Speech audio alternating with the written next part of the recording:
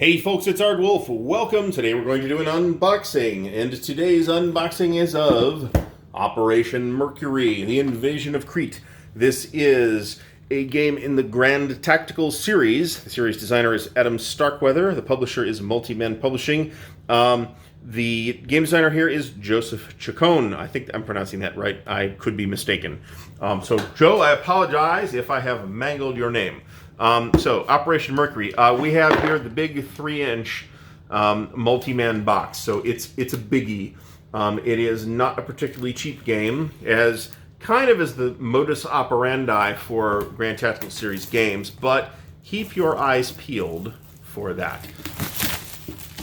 So if you'd like a smaller footprint game, that's not the Bir Hakeem one. So, Operation Mercury, big box.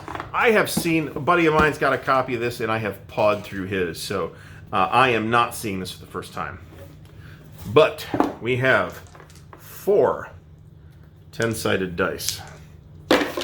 We have a big card here with a big list of stuff that's in the box. Box and a lid, 1 Grand Tactical Series 2.0 series rules, 1 Operation Mercury exclusive rules, 1 rules summary and flowchart book, 9 player aid cards, 1 morale level turn track, 1 special scenario chart, 9 maps. Yes, 9 maps. They're not all full size, but this is big. 8 counter sheets and 4 10-sided dice. Now, one thing I will mention is that the maps are not contiguous in this. They do not just all fit together. They represent different disconnected areas of the island of Crete, as they have to for this campaign, frankly. So here we have the slightly banged up, full color, shiny paper, 42-page Invasion of Crete Operation Mercury exclusive rules. This does include the scenarios. Okay, so what do we have for scenarios? Now, again, I've looked through this, so I know what the answer is, but you may be wondering, hey, I have Where Eagles Dare, and there's no scenarios in it. What about this one? Does this have scenarios in it? Yes, there's quite a few. I count 1, 2, 3, 4, 5, 6, 7, 8, 9, 10, 11, 12, 13, 14 scenarios. There may be a campaign game that isn't counted there. So yes, there's a lot of scenarios, and having looked, there's a decent number of scenarios that are small footprint scenarios. So here we have that exclusive rulebook, and I think I said this is 42 pages. This is a little banged up, I think, but you know, who cares? I'm going to play this thing, so I don't care about that. We have a counter sheet. We have here sheet 1. What formation is this? Can I tell by looking at it? No, absolutely not. We'll get to the formations. So we have a map. These are sort of a satin finish, fairly heavy paper. This one is one of the full-size maps. Is there an identifier on it? I don't see that. The Rethymnon map. I did not start the day today prepared to pronounce Greek names, I gotta tell you. So we have another one here, because there's a lot of maps. This is the Kenia Suda map. This is another full-sized one. And I find, I don't know if Nick Escooby is still doing the maps for this series, but I have always found the maps for this series to be very attractive. And also very usable too. There are maps that don't sacrifice utility or clarity in the name of making the map pretty. Certain publishers, none of whom have seen any significant traffic on my channel, are guilty of that. MMP not usually. So we got some player aids here. Allied morale level, Crete off-map display. So I think that what we have here is the strategic movement type thing with these are all the different individual maps, and you move between those maps on this card, I think. We have an Allied morale level. Is morale level a GTS concept with which I am familiar? I don't think it is, so not sure what's up with that. It might be totally game specific. Here is another full-size map, the Heraklion map. I am doubtless mispronouncing that. And here is the Sfakia exit map. I don't know if this is a map that tacks onto another map or if it's a scenario map. I think it's an add-on map to another map, though. Here's another counter sheet, sheet number 2. Again, we have what look. I take these to be British and these to be German. That is probably correct. We have Grand Tactical Series Rules of Play version 2.0. This is the first game in the series, I think, to feature the version 2.0 rules in the version 2.0 rulebook. If you don't know, if you have looked at the Greatest Day, which is one of the D-Day ones, well, it's the only D-Day one at this time. It has a version 1 rulebook and then puts the changes into the game-specific rules, which is a little clumsy. This fixes that. This is the version 2.0 rules. This is a 40-page, full-color, glossy page, not super-duper dense rule. Well, okay, let me explain what I mean by that. The print's not real small, and there's a fair amount of white space, okay? But the rules for this is not a simple game system, not a beginner's war game. So if you don't know what you're getting into, bear that in mind. There's quite a bit to this game, and there's some subtleties and some things that are unconventional too. That might give you the wrong impression until you start to dig into it. Okay, this is the Castelli map. I'm going to continue to monstrously mangle these Greek names, I'm sure, for the rest of the day. We have here, it looks like we have some more Germans. Sheet 3. There is another, what feels like a full-sized map. This is the Georgopolis map. Well, I could pronounce that more or less, so that's a plus. Rethamon scenario cards, scenario 1 and scenario 2. And on the back of that, we have scenario 3 and scenario 4 scenario cards. Okay, so this is, I believe, where, this is interesting, okay. Is this where you're keeping track of your command points and dispatch points?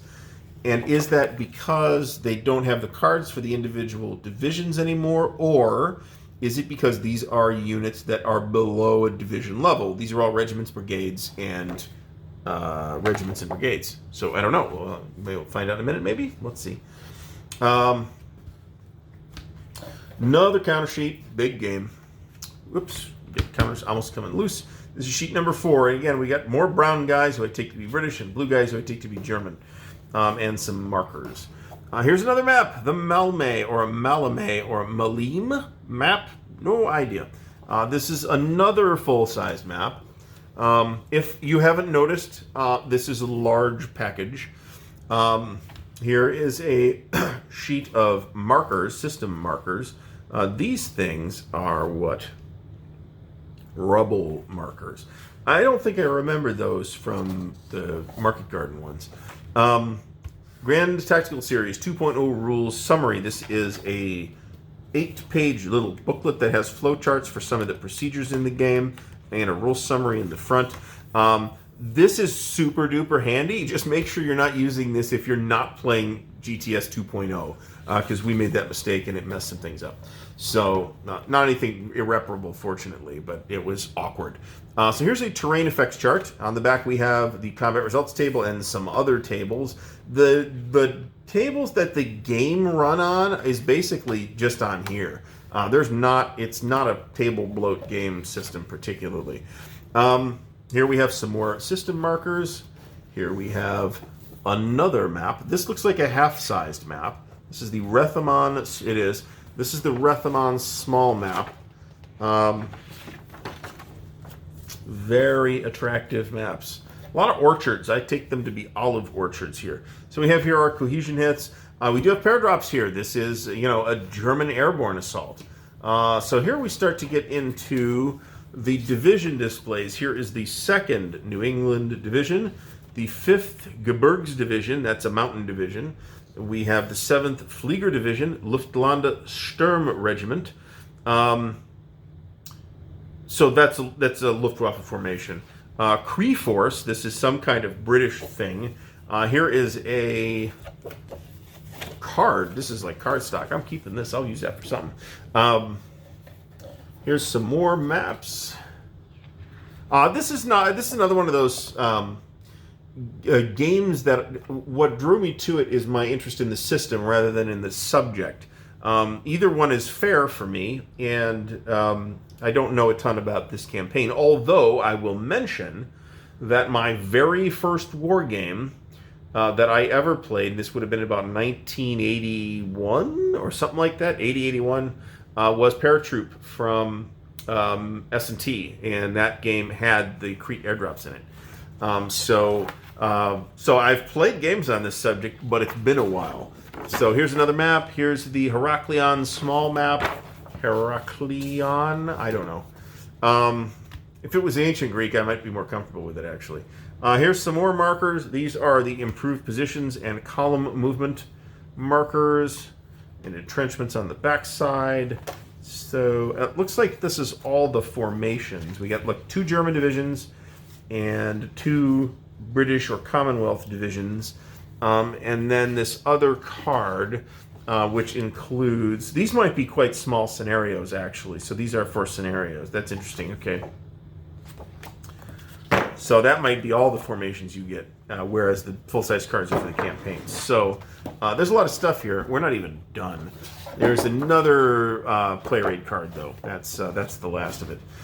So what we have here is 1, 2, 3, 4, 5, 6, 7, 8 counter sheets. Does that match with what I'm supposed to have? I think so. 8 counter sheets. 8 counter sheets. Yeah, so big game. I mean, not the biggest game counter-wise I've ever seen today, but there's a lot of maps here. And I would say, and these aren't all standalone, aren't all maps that you use in the campaign, right? There's going to be some scenario maps here too. But this thing might have more maps in it than any other war game I've ever owned. There's a lot of stuff in here. I very much look forward to...